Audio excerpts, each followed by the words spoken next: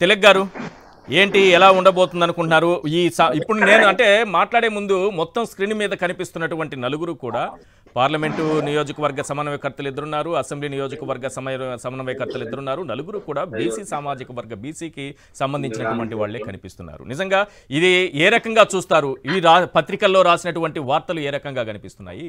నిజంగా జగన్ గారు ఒక సోషల్ ఇంజనీరింగ్, ఒక సామాజిక కోణంలో చూస్తూ సామాజిక సమన్యాయం చేసే విధంగా తీసుకొచ్చినటువంటి ఈ సమన్వయకర్తల నియామకం ఏ రకంగా కనిపిస్తోంది? పేపర్లో వస్తున్నది ఏంటి, వాస్తవం ఏంటి? ఈశ్వరరావు గారికి, అలాగే ప్యానెల్లో పాల్గొన్న శంకర్ నారాయణ గారు, అలాగే శాసన మండలి సభ్యులు దుబాటి శ్రీనివాస్ గారు, అందరికీ నా హృదయపూర్వకమైన నమస్కారాలు. ముందుగా సాక్షి మీడియా ద్వారా గౌరవ ముఖ్యమంత్రి శ్రీ వైఎస్ జగన్మోహన్ రెడ్డి గారికి నా హృదయపూర్వకమైన ధన్యవాదాలు తెలియజేసుకుంటున్నాను. ఈరోజు శ్రీకాకుళం జిల్లా ఒక మారుమూల ప్రాంతంలో పుట్టిన నన్ను శ్రీకాకుళం పార్లమెంట్ అభ్యర్థిగా వైఎస్ఆర్ పార్టీ తరఫున నాకు అవకాశం కల్పించిన జగన్మోహన్ రెడ్డికి జన్మతా రుణపడి ఉంటానని ఈ సందర్భంగా తెలియజేసుకుంటున్నాను. మరి సోషల్ ఇంజనీరింగ్ అంటే జగన్మోహన్ రెడ్డికి మించిన నాయకుడే మరి లేరు. జగన్మోహన్ రెడ్డి అనే వ్యక్తి భారతదేశానికి సోషల్ ఇంజనీరింగ్ అనే ఒక ఆలోచనని ఈరోజు స్పష్టంగా చూపించారు. అతను పార్టీ పెట్టిన నుంచి, పార్టీ నిర్మాణంలో కానీ, పార్టీ ఆవిర్భావం నుంచి, ప్రభుత్వం ఏర్పడిన తర్వాత ప్రభుత్వంలో కానీ బీసీ, ఎస్సీ, ఎస్టీ, మైనారిటీ కులాలని అగ్రతంబంలో ఉంచి దేశంలోనే ఒక మోడల్ ముఖ్యమంత్రిగా, ఒక ప్రతి కామన్ మనిషి కూడా ప్రజాప్రతినిధి అవ్వచ్చు, పరిపాలనా దక్షుడు అవ్వచ్చు, పాలనకి పరిపాలించడానికి అర్హత పొందొచ్చు అని చెప్పి ఒక విజన్ తయారు చేసిన నాయకుడు జగన్మోహన్ రెడ్డి. ఇంతకు ముందు ప్రభుత్వాలను చూసాం. మేము రాజకీయాల్లో పంచాయతీ బోర్డు ప్రెసిడెంట్ నుంచి వచ్చిన వాళ్ళం. మరి రాజకీయాల్లో ఉన్నాం, 25 సంవత్సరాలుగా రాజకీయాల్లో ఉన్నాం. అనేక మంది ముఖ్యమంత్రులను చూసాం. ఏనాడు ఏ ముఖ్యమంత్రి కానీ, ఏ ప్రభుత్వాలు కానీ, ఏ పార్టీ, రాజకీయ పార్టీలు కానీ ఏనాడు ఇలాంటి నిర్ణయాలు తీసుకోలేదు. ఎందుకంటే ఒక శాసన మండలికి ఎన్నుకోబడాలంటే నువ్వు ఎన్ని కోట్లు ఇస్తావు, ఒక రాజ్యసభకు ఎన్నుకోబడాలంటే పార్టీకి నాకు ఎన్ని కోట్లు ఇస్తావు అని చంద్రబాబు నాయుడు గారు బహిరంగాన్ని అడిగే మీడియా ద్వారా, పత్రికల ద్వారా అనేక సందర్భాల్లో చూస్తున్నాం దాఖలాలు. అలాంటి వ్యవస్థ ఉన్న ఈ సమాజంలో మరి కామన్ మనిషి, ఓ సామాన్యమైన మనిషి గడిచిన ఎన్నికలు, ఈ ఎన్నికలే కాదు, ఇప్పుడేనే కాదు, 14లో జరిగిన ఎన్నికల్లో కానీ అనేక మంది పార్లమెంట్ సభ్యుల్ని,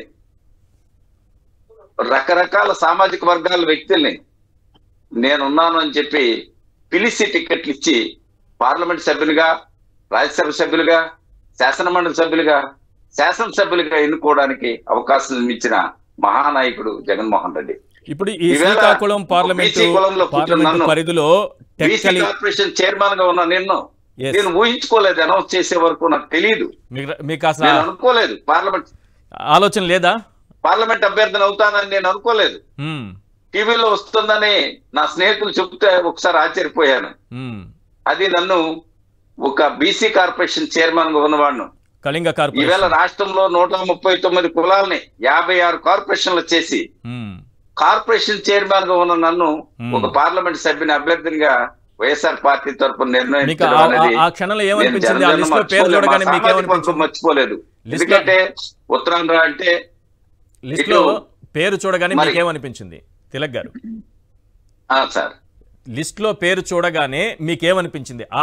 ఆ మూమెంట్, ఆ ఒక్క సెకండ్, ఆ సెకండ్ లో నాకు ఒక్కసారి ఆశ్చర్యానికి గురయ్యాను, ఉద్రేకానికి లోనయ్యాను.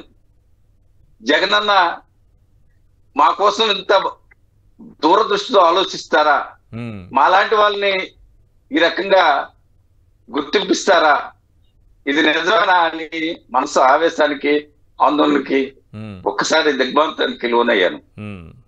ఆ సన్నివేశం, ఆ నిమిషం నా కుటుంబం కోసం, నా నా జీవిత చరిత్రను ఒక్కసారి జ్ఞాపకం తెచ్చుకున్నాను.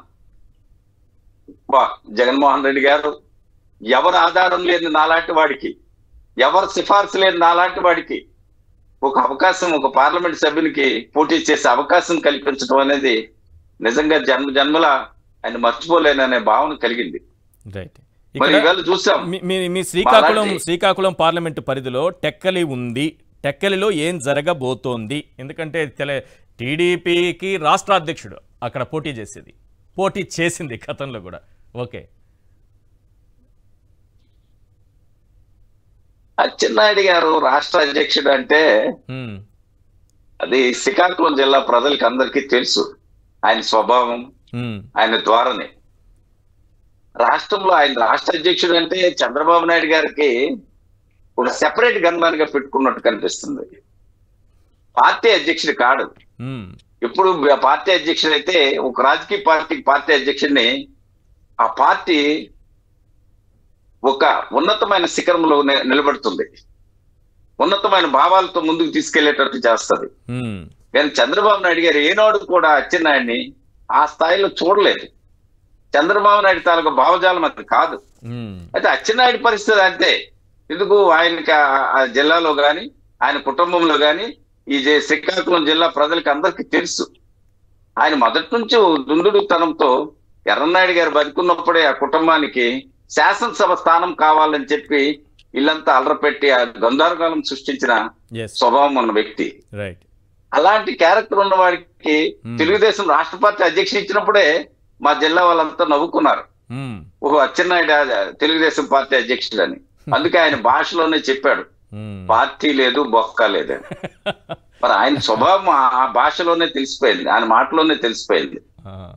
కనుక అచ్చెన్నాయుడు కోసం మాట్లాడవలసిన ఇక టెక్కలికి వస్తాడికి అది టెక్కలి ప్రజానీకం చాలా చైతన్యవంతులు, అవగాహన ఉన్న వాళ్ళు.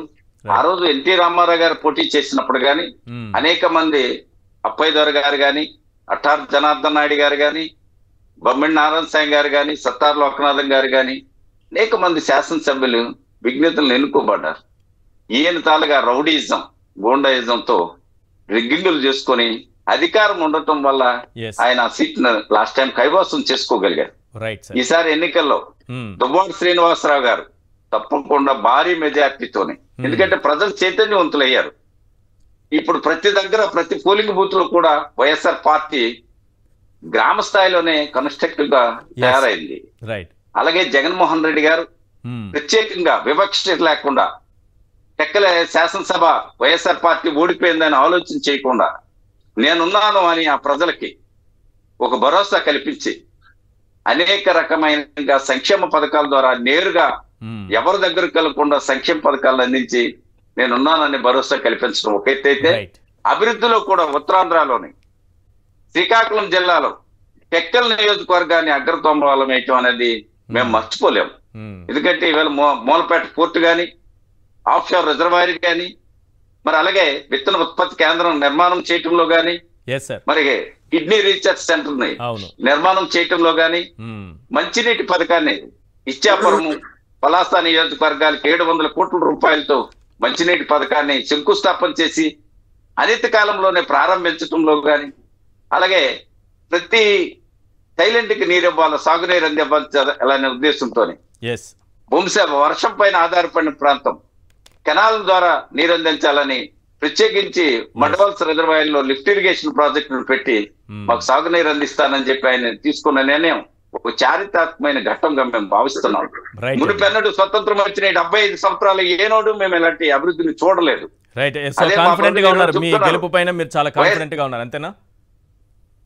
చాలా కాన్ఫిడెన్స్ గా ఉన్నాము, ఎందుకంటే జగనన్న ఇచ్చిన సంక్షేమం పేదవాడికి నేరుగా అందింది.